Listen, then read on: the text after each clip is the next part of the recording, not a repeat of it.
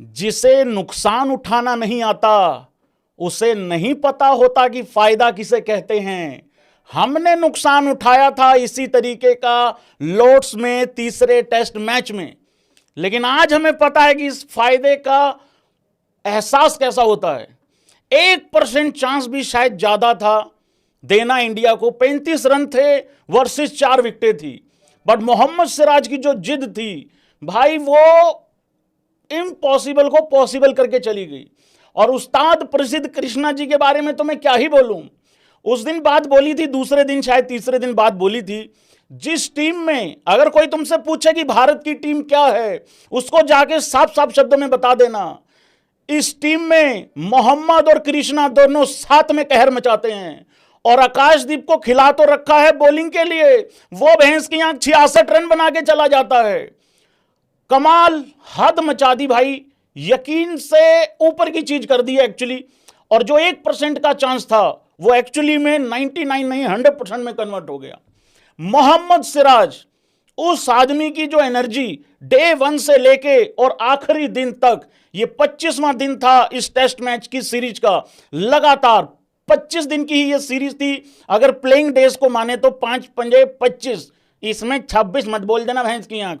तो भाई लोगों, ये आखिरी दिन तक वो बंदा लड़ता चला गया। और सिराज को मालूम था, उसने अपने इंटरव्यू में भी 2-3 बार जिक्र किया, मैं बाद में उसका पूरा इंटरव्यू पढ़ने की कोशिश करूंगा, कि मेरे को पता था मैं हैरी ब्रूक का कैच छोड़ चुका हूं, मुझे पता था कि मैच लग चुका है, मुझे लग रहा था कि शायद हमारे हाथ से मैच निकल जा रहा है, क्योंकि उसने T20 वाली बल्लेबाजी कर दी थी।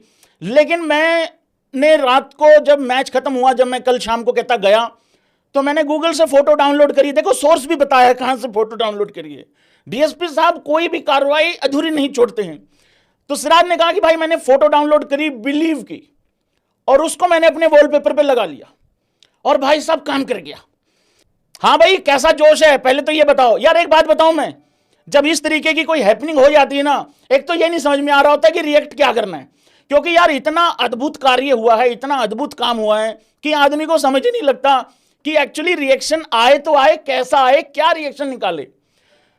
मतलब यार एक टीम बिल्कुल नीचे लग चुकी है। ये इतना उतार चढ़ाव वाला मैच है, इतना उतार चढ़ाव वाला मैच रहा है। एक टीम ने लंबी बल्लेबाजी खिलाई, वो 224 पे ऑल आउट हो गई। क्रिटिसिज्म इस वजह से हुआ कि भाई फोर्थ पेसर नहीं है आपके पास। क्रिटिसिज्म इस वजह से हुआ सिराज के ऊपर वर्कलोड बहुत ज्यादा है। क्रिटिसिज्म इस वजह से हुआ कि प्रसिद्ध कृष्ण थोड़े रन ज्यादा दे रहे हैं। क्रिटिसिज्म इस वजह से हुआ कि फिर भी लंबी डीप बल्लेबाजी करके फिर भी 224 पे ऑल आउट हो गए। सामने वाली टीम 500 तक जा सकती थी, 400 तक जा सकती थी, वो 247 पे निपट गए। उसके बाद फिर इंडिया आती है बल्लेबाजी करने। इंडिया ने, यशस्वी जायसवाल ने बहुत अच्छा खेला, कमबैक हुआ, दोबारा अच्छी बल्लेबाजी हुई, इंडिया अच्छा टारगेट सेट करने लग गई। हम टारगेट एक बार 500 दे सकते थे, लेकिन फिर एक बार लगा कि 315-20 पे निपट जाएंगे। फिर इंडिया ने टारगेट जैसे तैसे, और यहां वाशिंगटन सुंदर की बहुत तारीफ होनी चाहिए भाई लोगों। वाशिंगटन, ये सारा मैच बेसिकली, चलो मैं बाद में आता हूं, फिर जैसे तैसे करके 374 तक हमने टारगेट दे दिया।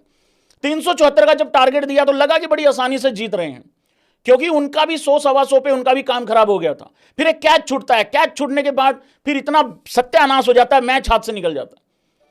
फिर एक मोमेंटम बनता है, डे 4 पे विकेटें नहीं गिर रही हैं उस तरीके से, लेकिन मेन विकेटें गिर गई, सेट बैट्समैन आउट हो गए, लगा कि हर बॉल विकेटों पे जाके लगेगी। बारिश आ गई, मोमेंटम टूट गया, लगा कि 5वें दिन वो मोमेंटम शायद नहीं क्रिएट हो पाएगा। बट भाई मोहम्मद सिराज की एनर्जी कुछ अलग लेवल पे थी। एक्चुअली में लगा नहीं कि मैच खत्म हुआ था, ऐसा ही लगा था जहां से खत्म हुआ था कल चौथे दिन, 5वें दिन वहीं से बटन दबाया, वहीं से शुरू किया है। वही सेम एनर्जी, वही एटीट्यूड, वही फैंस की एनर्जी, सब कुछ सेम था, कुछ भी नहीं बदला था, सिर्फ तारीख बदली थी।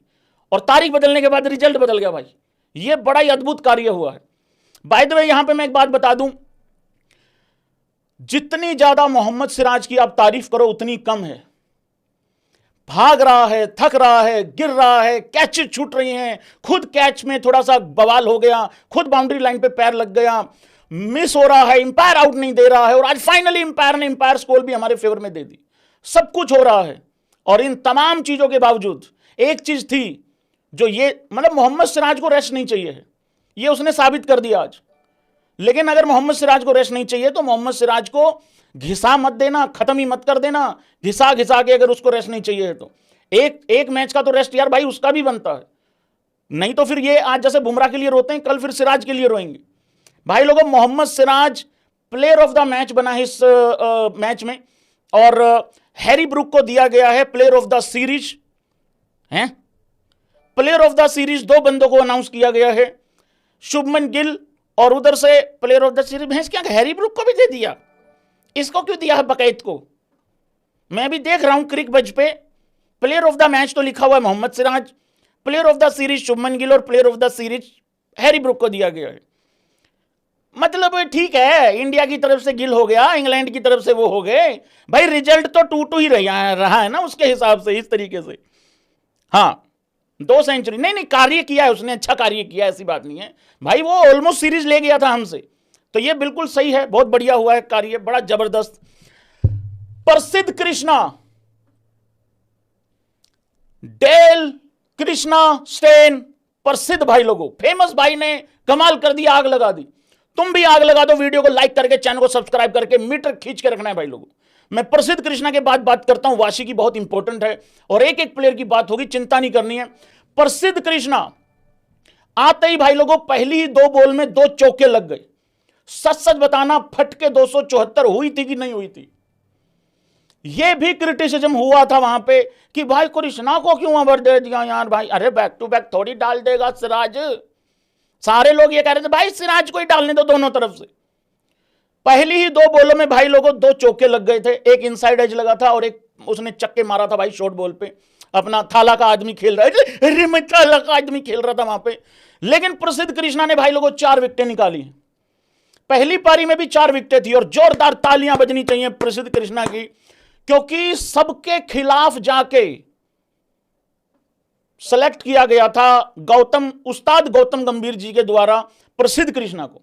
4 विकेटें पहली पारी में, 4 विकेटें दूसरी पारी में, और 4 विकेटें सिराज की पहली पारी में और 5 विकेटें सिराज की दूसरी पारी में।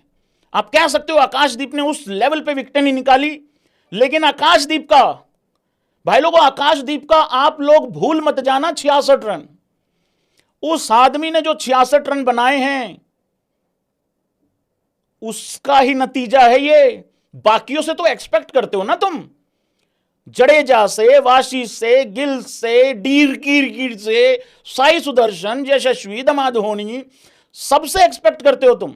लेकिन यार आकाशदीप 66 रन बना जाता है नंबर 4 पे आके, नहीं तो ये मैच कल ही खत्म हो चुका होता भाई लोगों। आकाशदीप ने हालांकि एक एक विकेट निकाली है दोनों पारियों में, एक विकेट निकाली थी पहली पारी में, और वो भी बड़ा इंपॉर्टेंट विकेट था क्योंकि उसके बाद ही उनका थोड़ा सा कोलैप्स टाइप हुआ था, और दूसरी पारी में भी एक विकेट निकाला है। वाशिंगटन सुंदर, उस आदमी ने, हालांकि मैंने तारीफ उस दिन भी करी थी, दोबारा रिपीट कर देता हूं, कोई दिक्कत नहीं, आज सुन लो। वाशिंगटन सुंदर ने जो 9 विकेटें आउट होने के बाद काम किया है, कौन कौन भाई इस बात से सहमति रखता है, जरा बताना यूं करके। यह पूरा खेल एक तरफ है, और 9 विकेटें गिरने के बाद जो हमारी अप्रोच थी और जो इंग्लैंड की अप्रोच थी, सारा रिजल्ट ही वहां पे रखा हुआ था इस मैच में। इंडिया एक टाइम पे 330, 335 पे निपट रहा था। अगर वहां 9 आउट विकेटें होने के बाद जब प्रसिद्ध कृष्णा वहां बल्लेबाजी करने आया था, अगर वाशिंगटन सुंदर वहां पे उस तरीके से अगर अप्रोच नहीं दिखाता, जो उसने लगभग 4-5 बॉल के अंदर जो 3 छक्के मार दिए थे, टोटल 4 मारे थे आई थिंक, वो सबसे बड़ा कारण था इस मैच में कि यार हमें जो एक क्वेश्चन मिला है ना 20-30 रन का एक्स्ट्रा, वो उसी की वजह से मिला था। यहां क्योंकि अतिंगसन था आखिरी में, बाय द वे उसने पूरा पानी फेर ही दिया था ऑलमोस्ट, लेकिन सिराज के आगे फिर चली नहीं उसकी। तो ये बेसिकली भाई 9 विकेटें गिरने के बाद जो अंतर था ना, वहीं पे मैच का फर्क पड़ गया, वहीं पे हम लोग जीत गए हैं, और 6 रन से जीते हैं, सिर्फ 6 रन से। अब आप देखो वो एक्स्ट्रास बाय वो कितने इंपॉर्टेंट हो जाते हैं। मतलब आप ये चीज देखो यार, एक बात बताओ, हम लोगों को लॉर्ड्स वाली जो हार है वो बहुत ज्यादा चुभी थी भाई लोगों। मोहम्मद सिराज का वहां पे बॉल को इस तरीके से लगाना, मतलब बल्ले पे प्रॉपर, और वो विकेटों में बॉल निकल गई, चली गई, आउट हो गया वो। हम वहां 22 रन से हारे थे, हमारे लिए इतना पेनफुल था। इंग्लैंड को सोचो क्या हो रहा होगा इस टाइम पे। हैरी ब्रूक और रूट जब खेल रहे थे, ऐसा लग रहा था कि हम तो, हमारे पास है ही कुछ नहीं, हम तो बेबस हैं, हम तो सिर्फ कुटने के लिए आए हैं, मार खाने के लिए आए हैं। लेकिन यार वो 6 रन से हारे हैं सिर्फ। उस दिन हमने बहुत बात करी थी भाई लोगों बिलीफ सिस्टम की। किसकी? बेन के स्टोक की। ये बात बिल्कुल ठीक है कि बेन स्टोक अगर यहां होता शायद अंतर पैदा कर देता, लेकिन उस दिन हमने बहुत बात करी थी बेन स्टोक की कि बिलीफ था, एक ही टीम जिद लेके उतरी थी। तो जरा ताली वालियां बजा दो इंडियन टीम की जिद के लिए भाई लोगों। इंडियन टीम की जिद के लिए भी ताली बजनी चाहिए, क्योंकि हमारे पास तो सिर्फ और सिर्फ यार रन ही कितने थे? सिर्फ 35 रन थे, 4 विकेटें यार, फिर भी 4 विकेटें होती हैं। और इंग्लैंड की टेल ने बार बार अच्छा खेला है।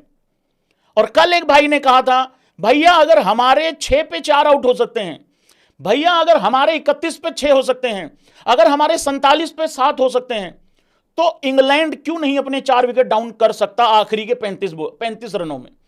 तो मैंने एक बात बोली थी, मैंने कहा भाई देखो ऐसा है, भाई हमने फुद्दू कार्य किया है, जरूरी थोड़ी है दूसरी टीम भी फुद्दू काम करे। लेकिन इंग्लैंड वाले कहते भाई देखो बात ऐसी है, हम तुमसे भी बड़े वाले हैं।